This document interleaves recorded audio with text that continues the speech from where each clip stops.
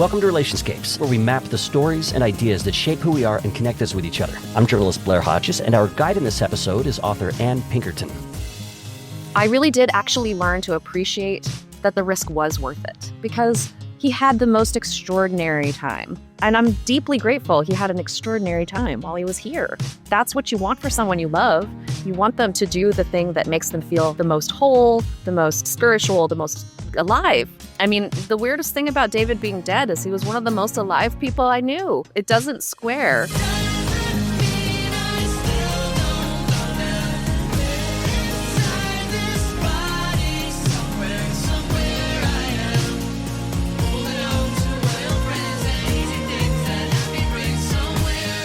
When author Anne Pinkerton's brother unexpectedly died, alone in an extreme sporting accident, she says she faced one particular question over and over again. People would ask, "Were you close?" They wondered out of concern, but she says the question felt almost impossible to answer because in some ways Anne and her brother David weren't close. They lived in different states. He was more than a decade older than her. But that distance of space and time seemed beside the point when she considered all the ways that they were really close. And after his death, she set out to find new ways to become even closer. In this episode, Anne Pinkerton joins us to talk about how grief over the loss of a sibling is one of the most overlooked kinds of grief people can experience. Her book is called Were You Close? A Sister's Quest to Know the Brother She Lost.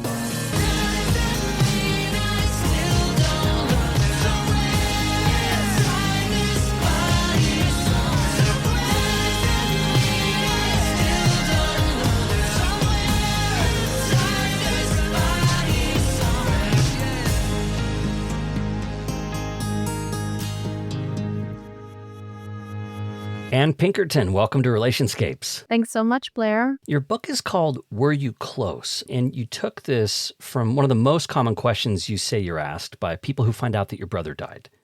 People want to know, were you close to him? That's right. And you say that you'll often pause for a moment and then give an answer like, yes, we were.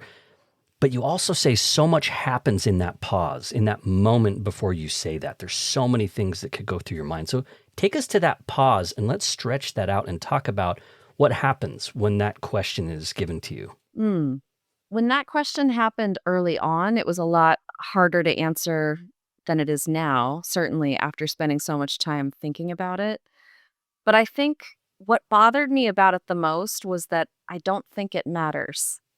I don't think that finding out that someone has lost someone, that's the appropriate response. And I'm not trying to berate anybody about that either, because I think we're really bad at talking about grief in this culture. But basically, it caused me initially to doubt myself and think about all the ways that I wasn't close to my brother.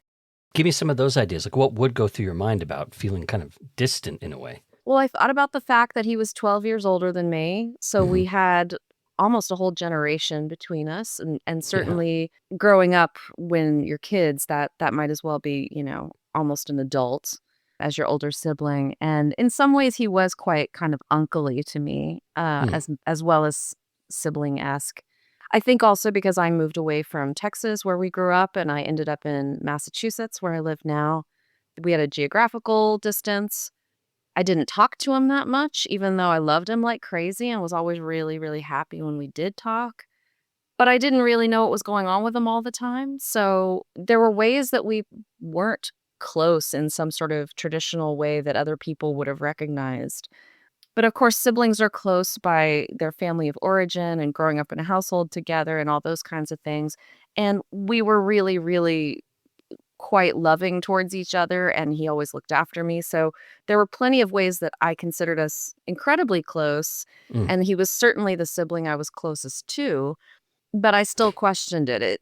It brought doubt into my own mind, which was a very strange sensation when I was bereaved. Right. You say you experienced him as like the best brother ever. You really looked up to him. He cared for you when you were little. He would maybe sometimes change your diapers or like kind of teach you how to ride a bike or be there on all these milestone moments for you. But like you said, there was also this distance that had grown, not because of estrangement, but just sort of life circumstances. So I can imagine when people throw that question at you, you'd feel that ambivalence of, I don't know exactly how to answer that. And like you said, what are they really asking, right? Because you got the sense they're kind of trying to gauge how sad you are, is what was maybe really behind that question. I do think it has that sort of undertone. It's like, was this a person who mattered enough that we need to be really sorry for you? Or Yeah. was this a person who you just sort of knew and it was no big deal? And I think my experience reading about and researching siblings sort of suggests that regardless, it's going to be a sensitive kind of loss. It's going to have feelings around it. And so even if we weren't close at all, I think it's still a very strange thing to say. And also, I've always wondered what would have happened if I said to the questioner, no, if they would have been like, Yeah. okay, okay, cool, we can move Cool. on. Yeah. But, so I just think it's a very strange question. And the reason that I'm glad it ended up being the title is that others have found it really provocative in terms Mm. of it resonating with them because it's the kind of dumb thing that we just automatically ask in this culture. And it's such a strange thing to say, in my opinion. I don't have a direct memory of posing that question about were you close, but I'm sure I have, right? Like you said, these are kind of just the go-to questions that we might ask in a situation that otherwise is awkward. Because like you said, we have a really hard time dealing with grief. It can be uncomfortable to talk to people about grief. And you mentioned the time factor, that it's a little bit different now than it was when you first started getting that question, so closer to the time when he actually died. And you thought that you would grow closer to your brother as time passed. So the question also could remind you of an opportunity lost, that you kind of thought, okay, we're kind of at this time in our lives when we've grown apart a little bit, we're distant, but I could also see us coming back together and getting even closer. And I love my brother and I feel love from him. And so it also kind of pointed to the future as well, like a lost future possibility for you that you could have become even closer. I think that's exactly right. And I think a lot of people feel that when they lose somebody, that there's that end point where the relationship theoretically can't continue. Mm. I think that I probably posed the question in this book of whether that's true or not, because I Mm. found that there were a lot of ways to get closer to someone even after they were gone. But you're exactly right. There's a grief for what might have happened between you in the future, what you could have done together, how you could have become closer. Certainly now I'm dealing with aging parents and wishing he were around to assist, Hmm. especially in his role as a physician. But yeah, it's a really complicated thing because you do lose the person in your life, but you also lose everything that might have been between you. One of the questions I find myself resisting is how did they die? Because that's also seems like a really personal question. Have you found many people that are that direct with you about it, or do people tiptoe around asking about how he died as well? I mean, it's funny. I'm a pretty straight up person, and as you know, he died in a pretty dramatic way. So if Yeah. people ask me, I'm honest about it, but and then they're usually a little shocked and taken aback, and maybe because they didn't anticipate it being that kind of answer. Although maybe the fact of neither of us being particularly ancient when this happened, it reduced the possibility of him having some kind of an illness, although Hmm. obviously Yeah, it anyone can can. happen, sure, yeah. So people do sort of tend to act like that's a private part of the story sometimes. And then sometimes they just come right out with it. I mean, and certainly people die in all kinds of grotesque ways that Hmm. when you ask that question, you are opening yourself up to learning something you might not want to know, Yeah. which might be part of why people are also cagey about it. I'm not sure. But you're right. We culturally have only like a handful of things that we've sort of been told that we can say. And Yeah. so it's complicated. The other thing is I tend to phrase it like, can I ask how they died? Like I'll even sort of like Mm. soft float the question if I was to ask it. Well, I think that's sensitive. It gives them the Yeah. option to say, actually, I'd rather not discuss it, which I think is really sweet because maybe people don't. Certainly, I've gotten to be very open about my own story, and I've always been pretty honest, maybe at my detriment sometimes. Yeah. But people have varying levels of comfort, as you're well aware, and so Yeah. they may or may not want to talk about it. I think the thing that's a little bit sad, and again, this is not me trying to be instructive about people talking to someone who's grieving, is that it's very rare that someone says, "What was his name?" or "What was he like?" Which is Mm-hmm. honestly what a lot of people want to talk about Hmm. because they want to remember their person. And so if you Hmm. give them an opportunity just to remember their person with you, that's a real kindness. So I'm just throwing it out there as a suggestion. Hmm. We'll talk more about other questions that people ask a little bit later, but first, let's talk about how he died. You say, in retrospect, you write in the book that the way David died was actually completely predictable. You say, in a way, it was even poetic. So tell us how David died. Sure. So, in addition to working as a radiologist for many years, he was an elite athlete, and that was something that sometimes paid, but mostly his passion. Yeah, And he spent every free moment that he could on some kind of outdoor adventure, ranging from ultra marathons in Colorado to mountain biking in Costa Rica to water skiing, anything outside, doing almost any kind of discipline was exciting for him. It was the way that he felt most alive and was super fun for him. He did it both by himself and in teams. He headed up an adventure racing team. yeah. This is the first I've heard about this. Was your book is like, oh, but then it was like, of course this exists. Like there are people that would love this stuff.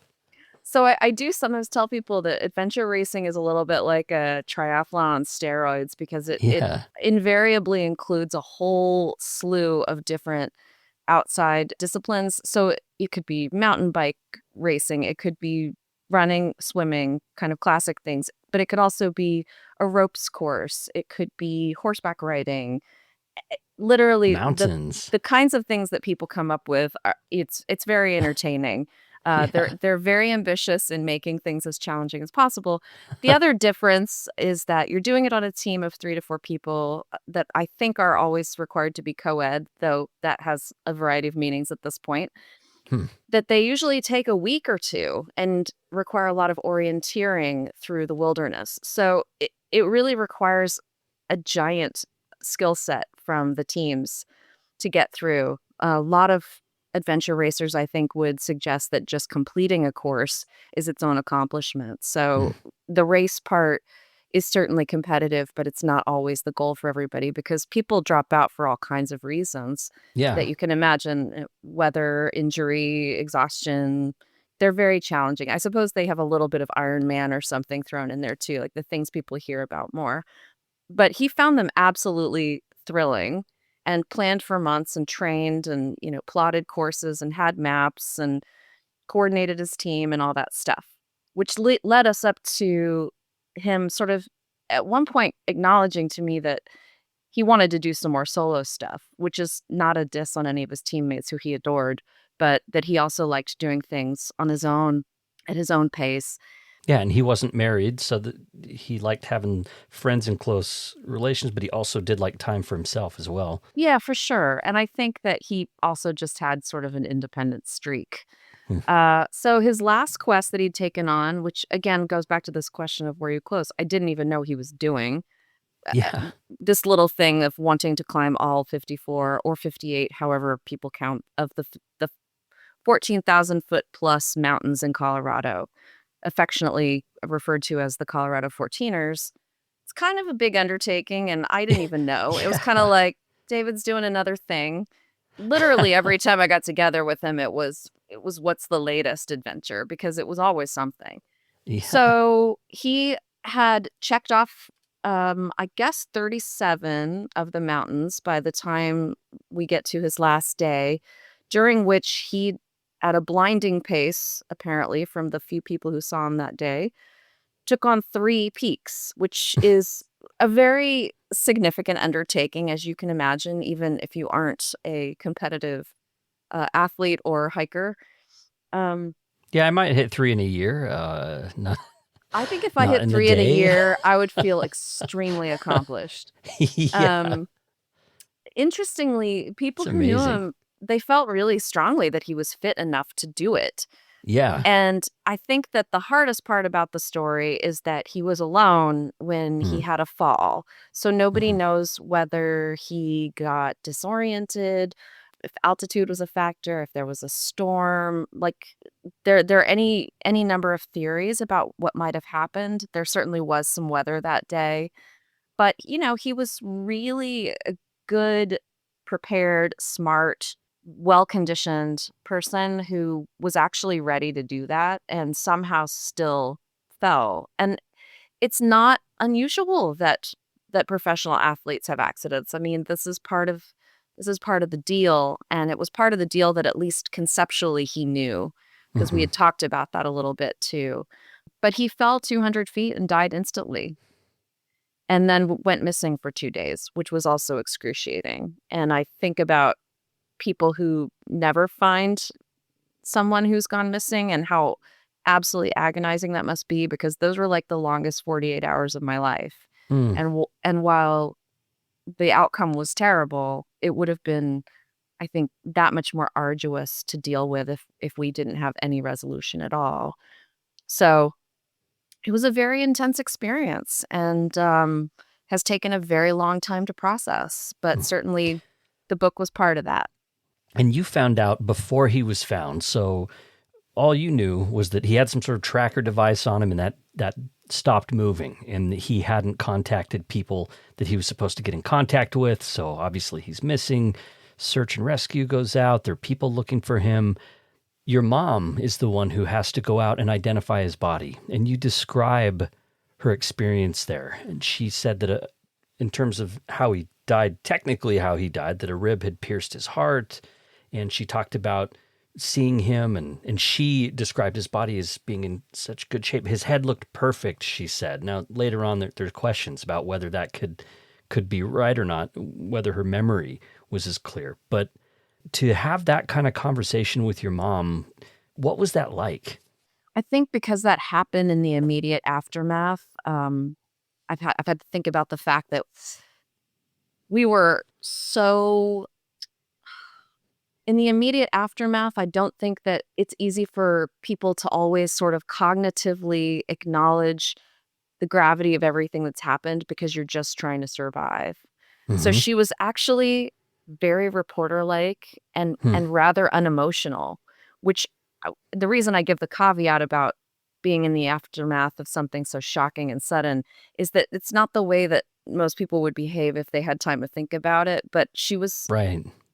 on the cell phone with me from Colorado Springs, where she had been with a coroner and done something unthinkable.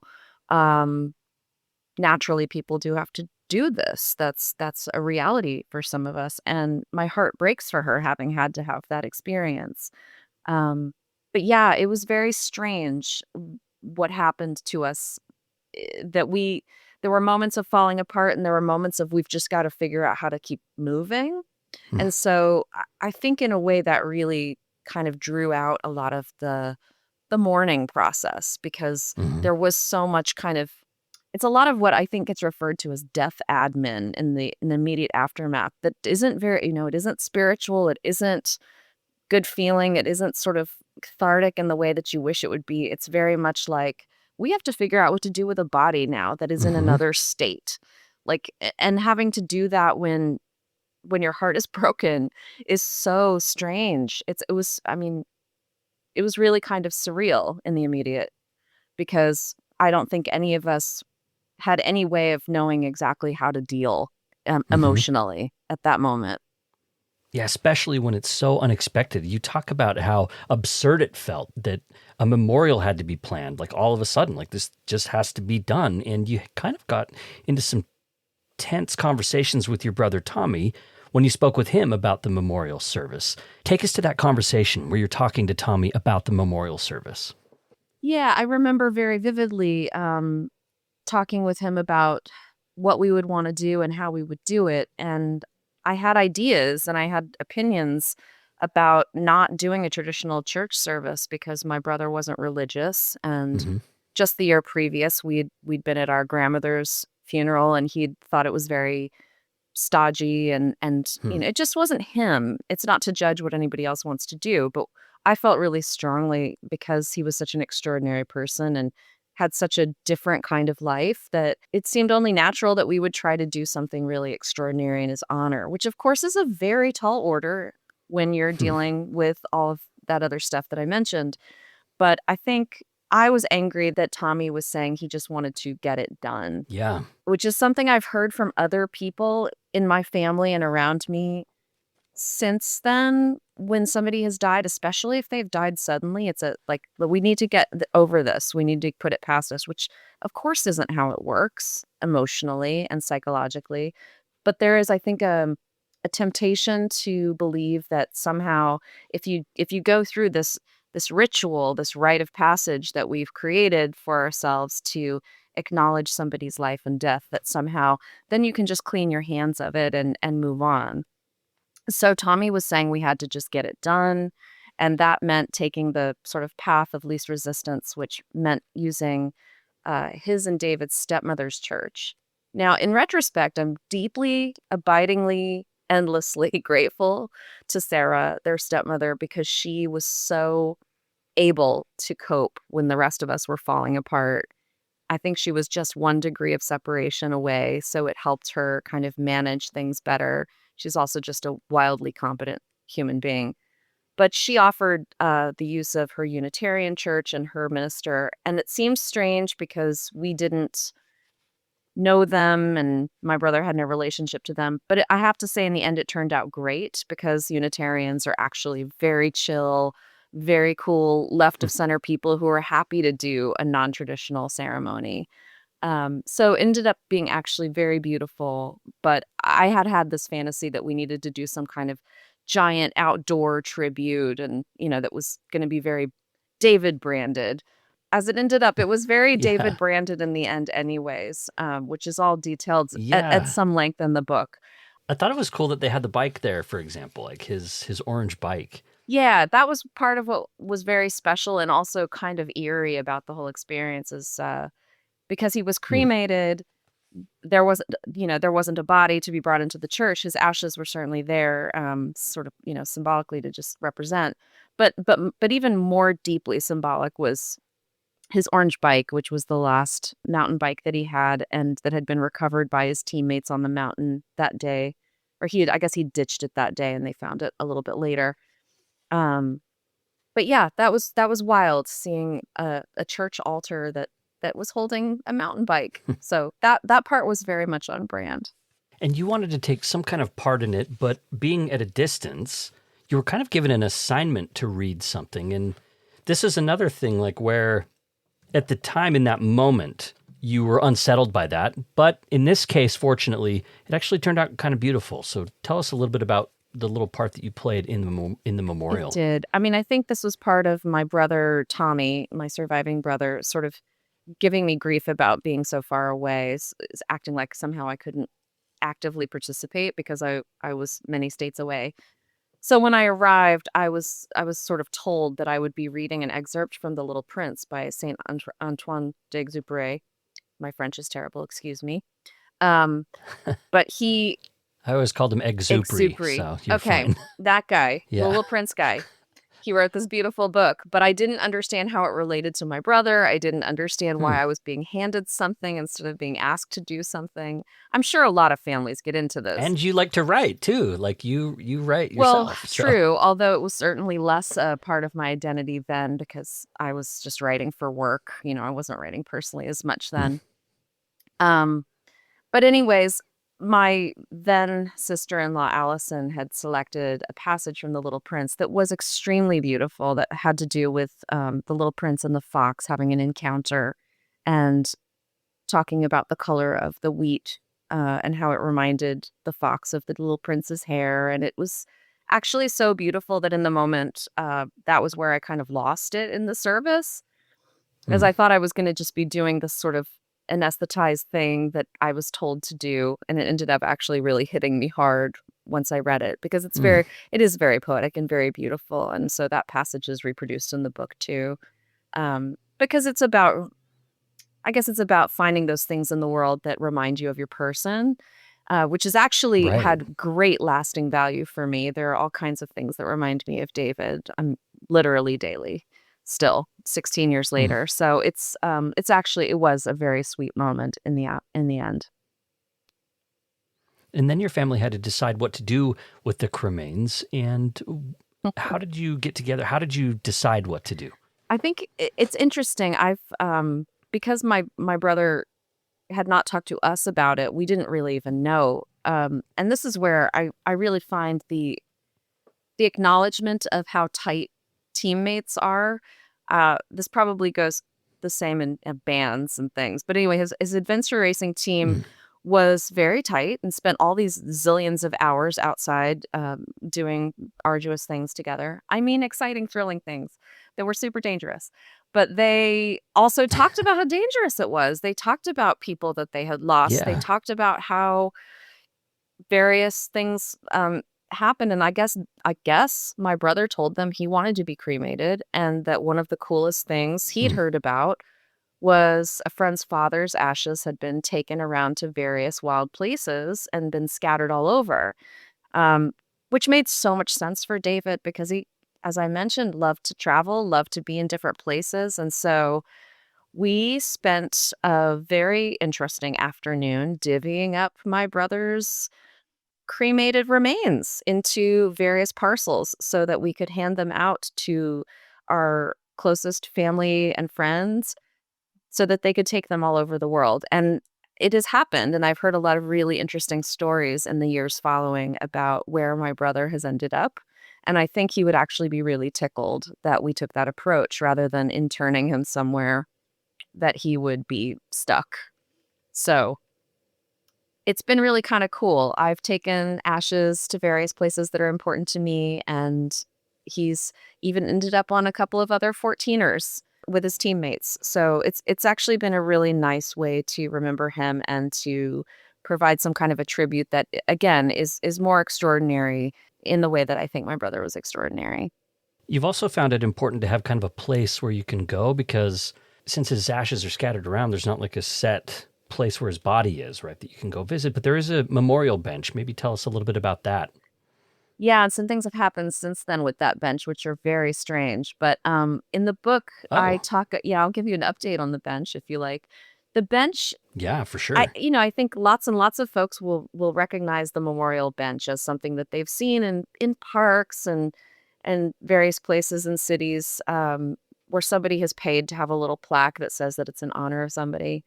I never really gave them a second thought until David died and we didn't have a grave to visit. And I realized kind of that it is important for a lot of folks to have a touchstone like that. And so my mom kind of brilliantly on her own suggested that we get a bench in David's honor and put it up in Memorial Park in Houston, which is where he used to actually ride mountain bikes in this one really kind of cool trailed area. And so we had this very simple, sturdy little bench that we would go and see every time I was in town. Now I'm worried because you're speaking in past tense here. I know. It's okay. It has a happy ending, sort of. Okay, good. Basically, a couple years ago, the park decided to remodel that part of the area, and they took out the bench, and they didn't tell us. Mm. And they say they lost track of contact info and things. Who knows? It was a whole rigmarole. Anyway, there's a new bench. There's a second bench finally. That's the Oh, good news. okay. That's like moving someone's grave in a sense. That Like was that my was a place you would feeling. go to remember him. That's huge. I thought it was a very big deal too. I couldn't imagine like being a construction worker and just sort of like unsentimentally taking out this thing that to me was sincerely as deeply symbolic as a grave.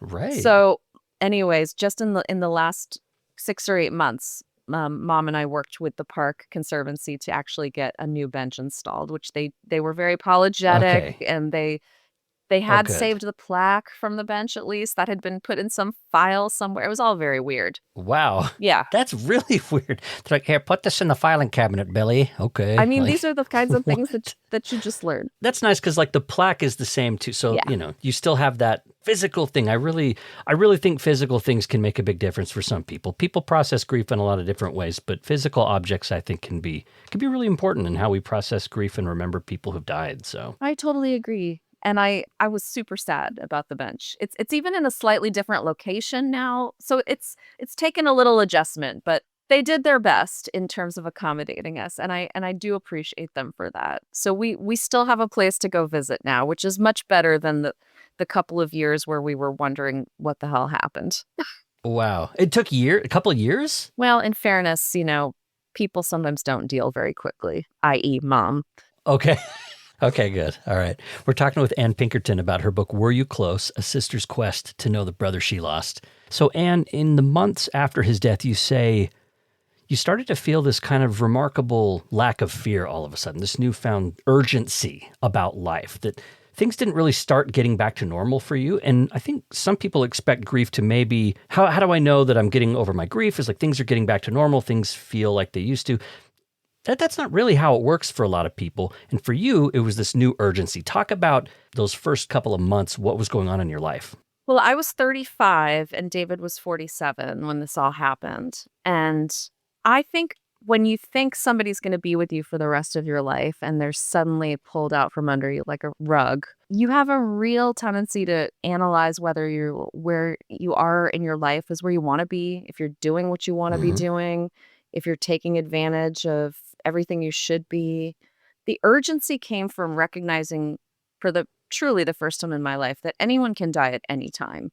That's actually quite terrifying, and it's kind of motivating. I found it terribly important to think about whether I was living my life the way that I should be, whether I was phoning it in, whether I was not taking advantage of all the goodness. And it did make me do some impulsive things, like go to New York City on a work night for a concert was one of the things that my mom found very strange.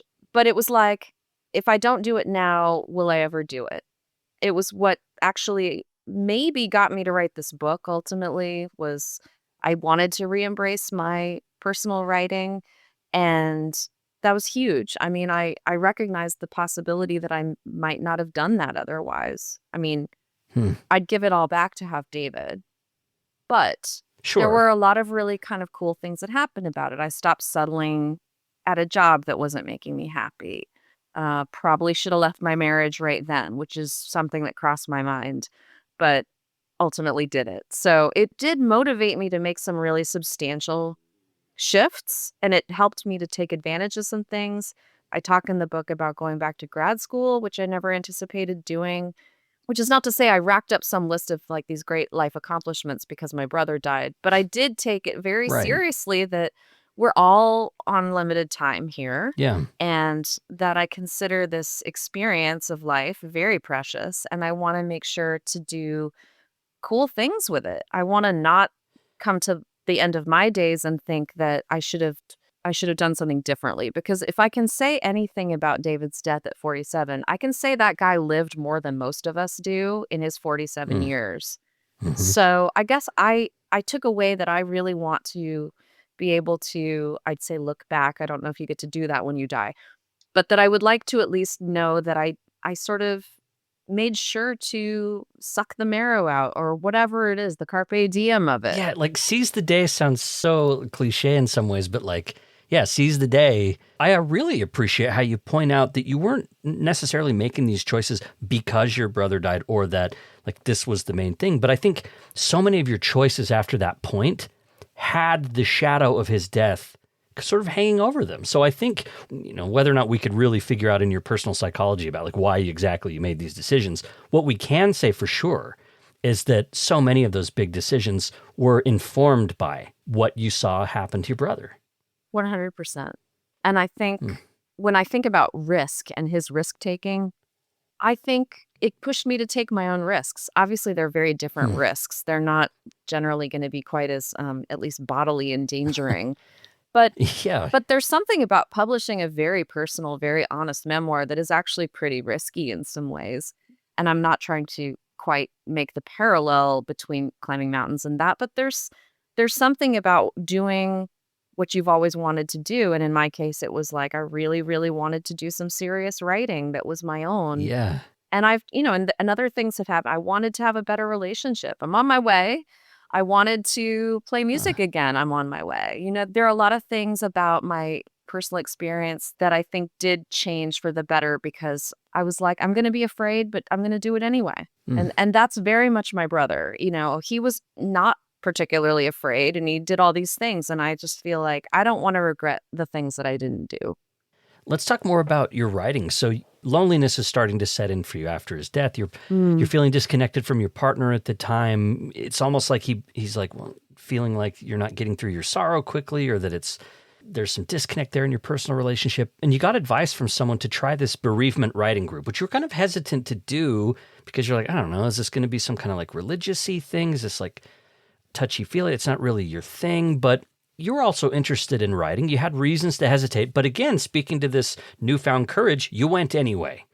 And in the book, you include some of the actual writing that you did in there. And I thought it would be great to have you read from something you wrote at the time. Something, this is on page 111. Can we have you read this excerpt that you wrote in that bereavement group? Sure. I call it looking into the fire, what we're doing here, I wrote. The world makes it impossible to carve out the time, the focus, the energy to look. It actively encourages us to avert our eyes. Being a mess is not socially acceptable. Calling out from work because of heartache is frowned upon, not that I've dared to try. But stuffing it down inside is like tamping gunpowder. Knowing a discharge, an explosion, is inevitable. We go between real life, faker than fake, so we don't upset anyone. And looking into this fire, despite the eye-hurting brightness in the darkness, the heat, the danger in looking, there is bigger danger in never looking, in looking away. It's like the way candles can light each other's wicks without losing any of their own energy, passing the flame on. The way an ember can fly and ignite a forest. The fear is seeing it all rage out of control. But averting our eyes is like waiting for a sudden backdraft. Is it some kind of masochism, revisiting the pain, letting it burn me again? Or is it the overwhelming need to etch my memories like a brand onto myself? There is a discipline to it, learning how to toast a marshmallow instead of burning down an entire house. Figuring out the hole inside of us instead of ignoring it and listening to it tick like a bomb. Consider the controlled burn, or the intentional fires set to offset other ones, cleaning out the pine needles, dry leaves, the kindling of our hearts, to avoid self-immolation later. Imagine keeping this fire lit, rather than letting it turn to ashes, or watering it into a sopping mess. It requires stoking. It requires attention and care. It needs oxygen. Look into the fire, appreciating how full of energy it is, with potential for destruction or to shed a vital light. That's Anne Pinkerton reading from the book Were You Close? A Sister's Quest to Know the Brother She Lost. The prompt that led to that was, tonight what's on my mind is this. So that was just stream of consciousness of what you were going through. And I think you say what was so nice about this group was 8 of you were gathered together in this tiny library of this meeting house, and you were all in it together in a way. Like nobody was there expecting you to not complain about something or to feel hurt, or there was a solidarity there with these otherwise strangers just because of the loss. I think it's one of the things that I didn't know I would appreciate so much about a bereavement group, was that everybody was there for the same reason. It's probably similar to the way people who are dealing with alcoholism appreciate being in an AA group. It's just being with other people who get it, who aren't necessarily part of your life at all, but who have a unique understanding of what you're going through. And I think because we're so ill-equipped at dealing with grief and loss in this culture, being able to find a space where other people just inherently understand it is huge. It gets to be incredibly lonely sometimes, especially after the first couple or 3 months have passed. People move on with their lives, and they aren't giving you lots of attention and check-ins, and the cards and flowers have stopped. The dropping off of food has stopped, and it's not because they don't love you. It's because that's life. And I've done it. And there's probably other people to take a card to by then, like. Yeah, for sure. So I can't overestimate how nice it was to be in this very safe place among people from whom the only thing expected was to be honest about what we were going through. And that didn't mean we even always had to share anything we were doing. It was just an opportunity to process together in whatever way worked for each individual member. And it was very special. And my heart went out to you when you described at one point feeling like it was self-indulgent, like you almost had to talk yourself into deserving it, or that this was something that you should be doing. That's so sad to me that you had to say, I should take time to be in this space. It's so interesting. I think that's the other part of this notion that we need to get over, get through, get it done with, that it's like we have this tendency to to want there to be something very clean about it. I mean, reminds me of the Elizabeth Kubler-Ross 5 stages of grief thing, as if you go through 5 Mm. stages and then somehow you're done and it's over. Yeah. Not to mention the fact that that wasn't what she wrote it for anyway, but that's a whole other story for another day. Yeah, that's like our cultural use of it is there's this process of grief. I'm going to do each step and then I'll be ready to Well, go. it's terribly alluring to think that there is some kind of Oh, checklist. yeah. I mean, I certainly understand the attraction, but grief, for anyone who's experienced it at all, knows how incredibly messy it can get. And as soon as Hmm. you think that you've somehow reached some other side of it, something else slaps you upside the head unexpectedly. I mean, it's a very messy path. I think the nice thing that finally occurred to me was it was okay to be messy and it was okay to take time to Hmm. process. And it did feel indulgent. It felt because not everybody in my life understood why. Because not everybody in my life had gone through anything like that. And I think I've probably experienced, at least to my parents, a lot of loss for somebody my age, especially, at then being 35, I'd already lost some really close friends. And so I think when you get hit with a lot of that early on, it does change your perspective. And certainly now, I encourage everyone I come across who's lost someone to take the time they need and process it the way they need to, and that there aren't any rules about it.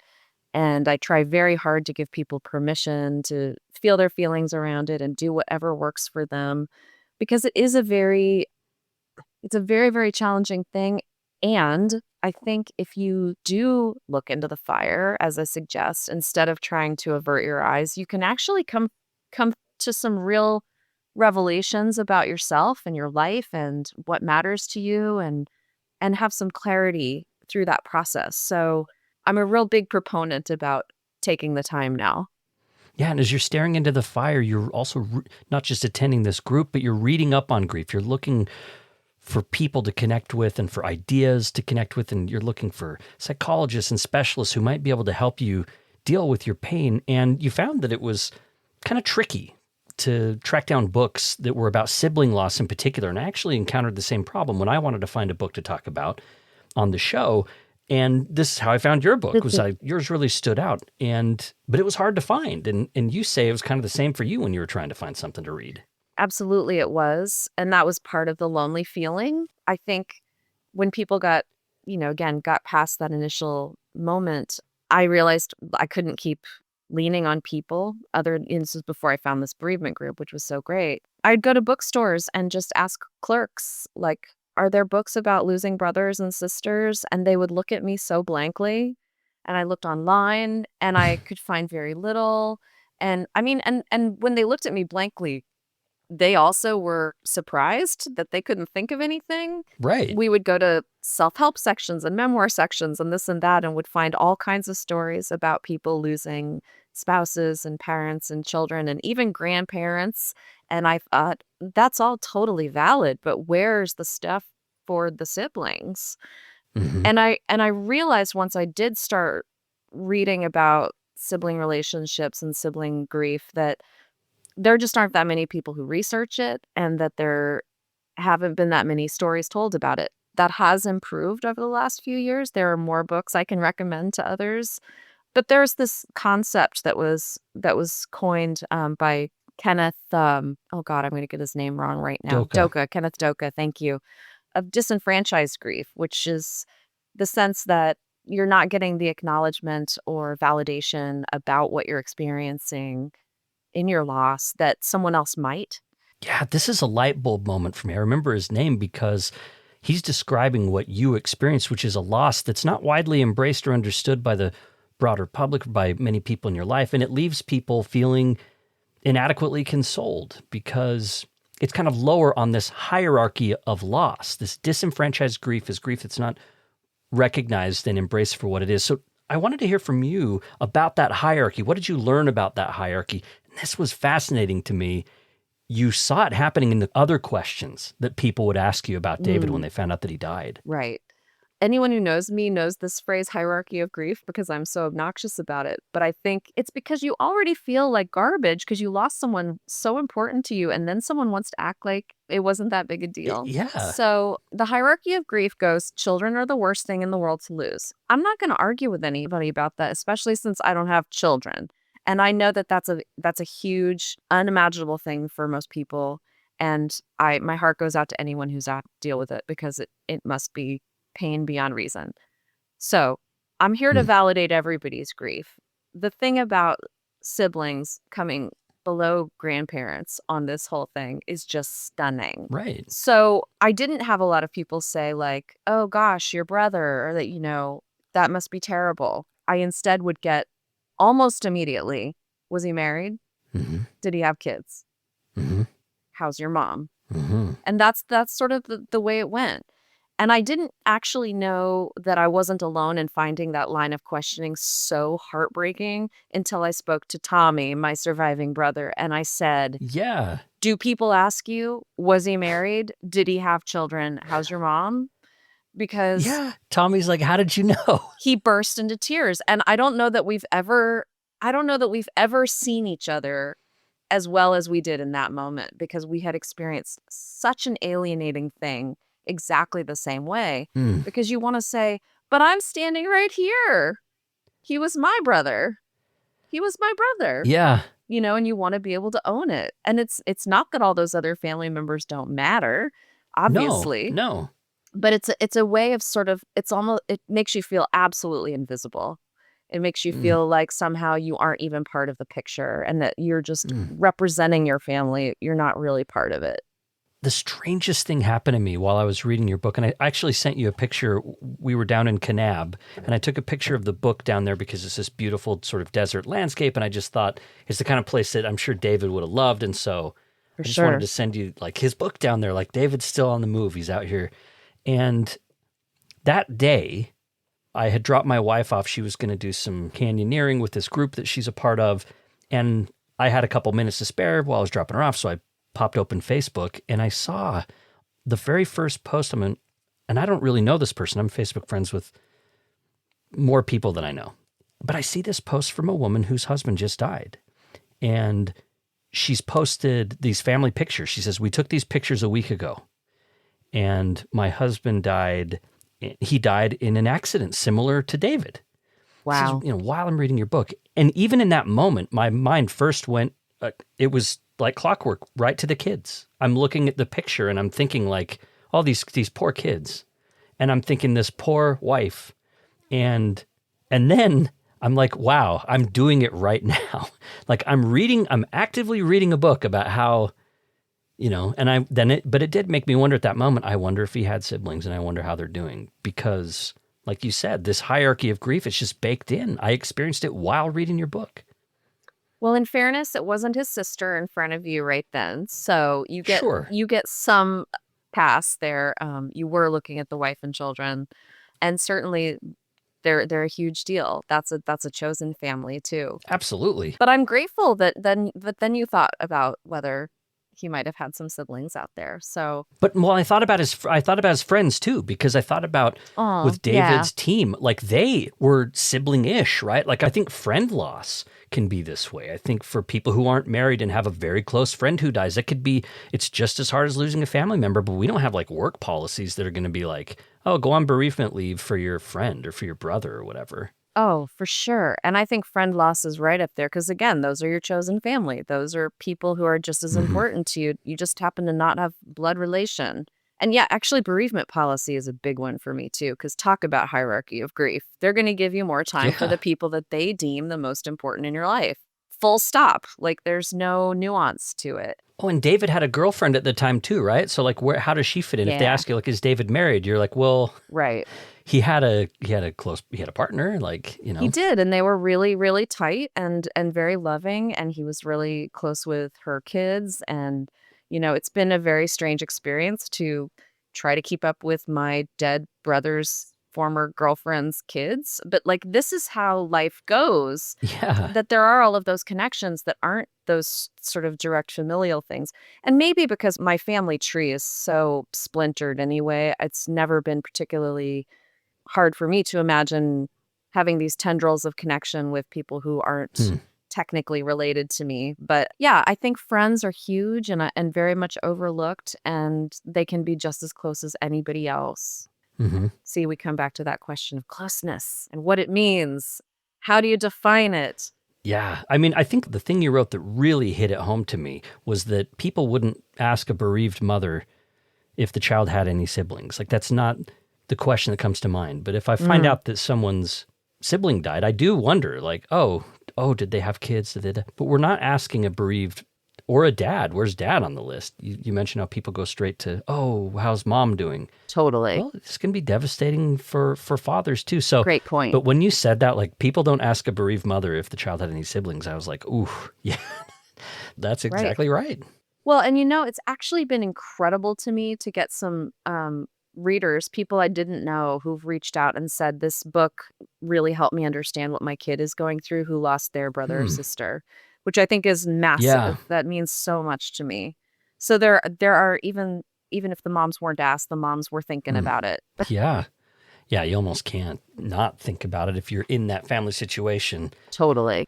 Before we move on, I wanted to ask, what kind of social scripts would you suggest for people? I know, like you said, you're pretty open about this. You're not trying to prescribe the exact right ways for everybody to do things, but you mentioned a little bit earlier the type of questions that you would like people to ask in your situation. This is terribly tricky, because I've posed the issue of were you close as being a hard one. People have said to me, "Well, what should I Yeah. say?" And of course there are a million ideas about this, and I don't want to tell anybody what they should or shouldn't do. I think I just want them to be sensitive to the fact that certain questions can be hard and certain statements can be hard.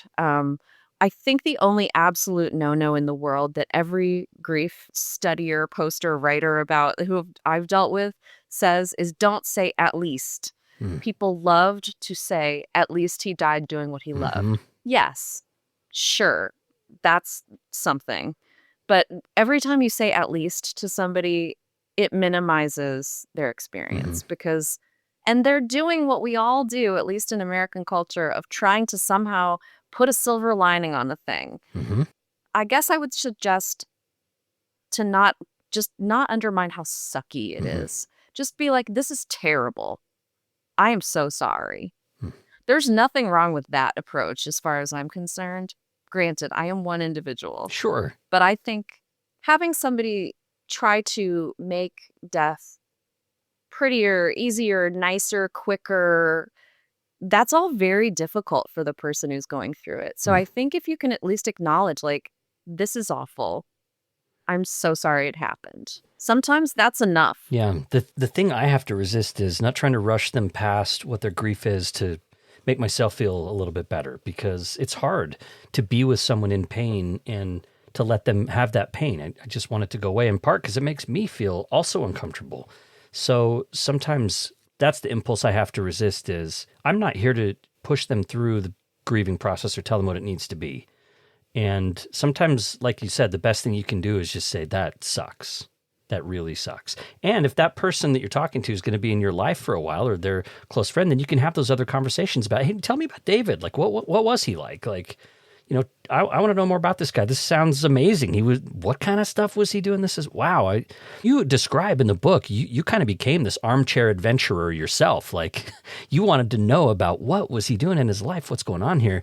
I loved learning about that stuff. That part of the book was really enjoyable to me, to find out, to see you going through and learning about what he was up to. And then now you're telling me. So I learned all about these kind of outdoor adventure stuff. I mean, one of the most important things you did in the aftermath of his death was subscribe to Outside Magazine. Absolutely. I think that I got a bit obsessed in terms of trying to understand why he loved what he loved. And fortunately, there are some really killer writers at Outside Magazine. Some of them have gone on to do lots of other things, like John Krakauer doing Into Thin Air and Into the Wild, things like that. I read everything I could get my hands on because I wanted to find a way to immerse myself in something that was like what David did. Because, of course, I was left with all these questions I wished I'd asked while he was alive about what it was like to camp outside and try to find your way on a map and what kind of gear you had to have. And I really did turn into kind of a weird expert in all kinds of various outside endeavors that I would probably never undertake. Yeah. So, yeah, that's the armchair adventurer part of it, was like sitting here with a book or online or whatever, talking to a search and rescue guy who was also a mountaineer, or just getting really, really interested in investigating all the things and trying to get my arms around why it was so thrilling, why it was so rewarding, why it mattered, why it made my brother feel so alive. So yeah, I have a lot of books on adventure. Also, how it could possibly be worth the risk, because there were risks and he knew about them. Was there any resentment in any of the pursuit? I'm sure there's a lot of different motivations at different times that can crop up, but was there ever a time also when you're like, dang it, why did you have to do this? Like this, Oh, yeah. there's so much pain in the aftermath of the choices you made. Oh, for sure. I mean, it felt profoundly selfish to me at first Mm-hmm. because I was so hurt Mm-hmm. I mean, I felt abandoned. Mm. And I think a lot of people feel abandoned, especially if somebody dies suddenly and, doing something that was theoretically avoidable, right? I mean, Yeah. but the reality is that we can all get in our car and go to the grocery store and die any day. Mm-hmm. In fact, cars are the most dangerous thing we do, and we all do it blithely every day. So I really did actually learn to appreciate that the risk was worth it because he had the most extraordinary time. And I'm deeply grateful he had an extraordinary time while he was here. That's what you want for someone you love. You want them to do the thing that makes them feel the most whole, the most spiritual, the most alive. I mean, the weirdest thing about David being dead is he was one of the most alive people I knew. It doesn't square. But yeah, I think there's a lot to be said for learning about why it mattered to him that made me feel so much more at peace about him doing it Hmm. and him owning his life that way. And I think our lives do belong to us. It's not to suggest we don't have responsibilities to others, but we could all pretend that we can be safe by not taking risks and not taking chances and not doing the thing even though we're afraid. And I think that that's probably a mistake at this point. I think it's really a big deal if you can find something you love that much to be able to really do it, take advantage of it. And boy, he seized onto doing athletics and the great outdoors, and he never looked back. It was his absolute joy. And so when you finally recognize that that has brought somebody such intense passion, such great joy, how can you take that away from them? So I'm much more keen to acknowledge that people should do what they want to do. And I know that sounds overly simplistic, but I'm dating a guy who rides a motorcycle. There's a lot of risk there, but you know what? Yeah. He loves it. He loves it. He loves it. How could I take it away from him? Well, you could take his keys away. No, not gonna do that. Not gonna do that. I was profoundly mad when David died. I was so Yeah. mad. I thought this was the most selfish thing in the world. And I came to peace about it. And I do feel like as long as people aren't hurting other people with whatever they love doing, they should just go do it as much as they can, as hard as they can, as well as they can. I'm all for it because we only get this one shot, as far as I know. And, Yeah. I think that we should seize it. It sounds like you came to peace with it. Mm.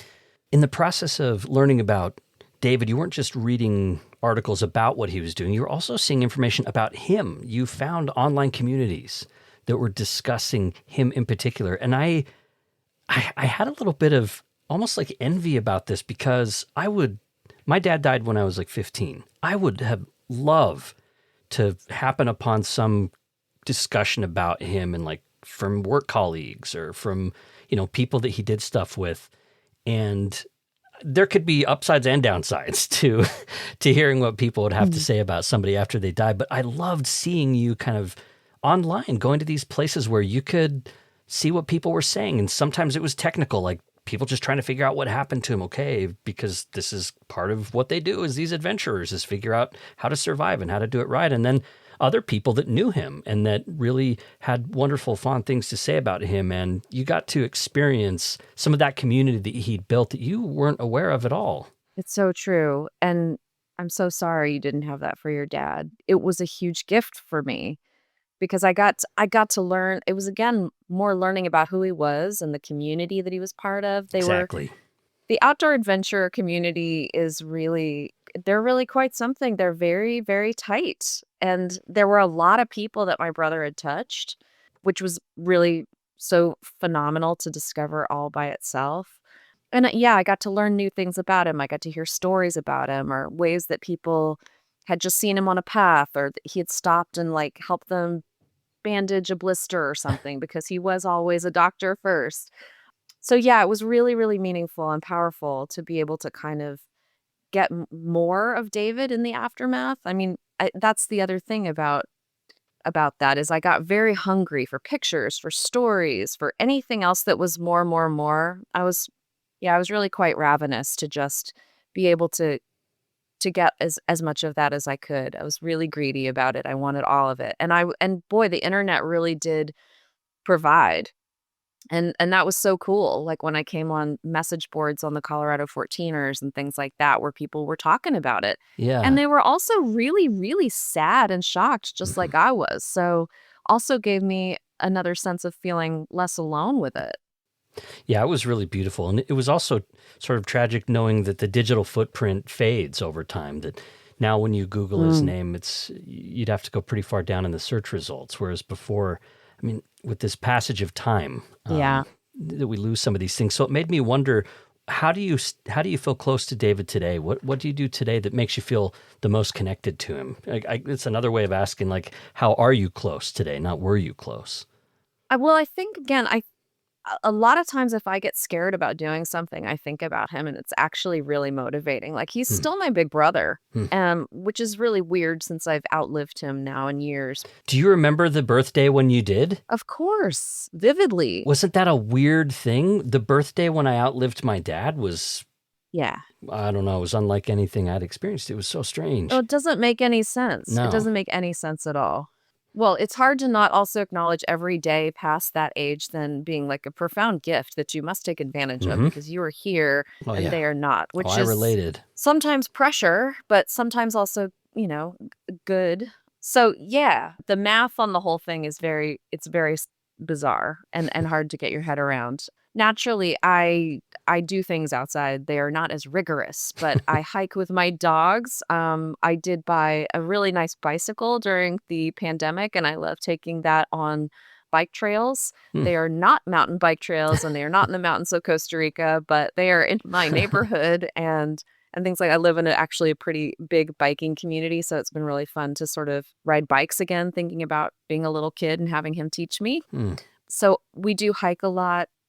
And I think more than anything though, that's almost this principle of making sure that I do things I wanna do, even if I think I'm not ready, or the conditions aren't perfect, or I don't have the money saved that I should, or whatever it is. I take more trips, I go to more concerts, I just do the kind of stuff that I love doing in a way that I might not have before, because I was being more responsible, whatever that means. Or, you know, I'm trying really hard not to settle for less when I can allow myself to feel like I'm worthy of something better.